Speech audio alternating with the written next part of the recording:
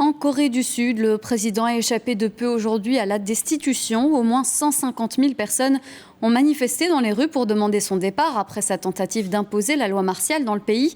Mais ils n'ont pas été entendus. Le président et les députés de la majorité ont même empêché le vote d'une motion de destitution. Caroline Hack, Mathilde Godénir et Jennifer Istas. Il fallait un total de 200 voix pour démettre le président de la Corée du Sud, Yoon Suk-yeol. Mais finalement, seuls 195 députés ont voté pour sa destitution. Le président a été sauvé grâce à son parti qui a boycotté le vote au Parlement dans une ambiance électrique.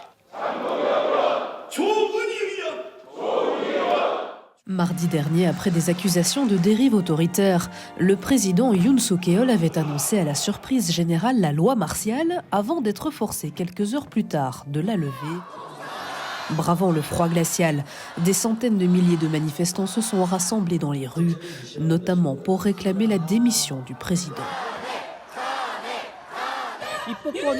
La déclaration de la loi martiale était un acte ridicule de terrorisme contre la démocratie. Ceux qui s'opposent à la destitution du président ne sont pas qualifiés pour être à l'Assemblée nationale.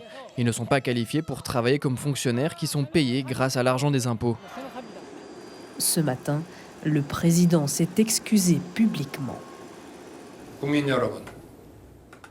En ce qui concerne la stabilisation de la situation politique, y compris concernant mon mandat, je la confierai entièrement à notre parti.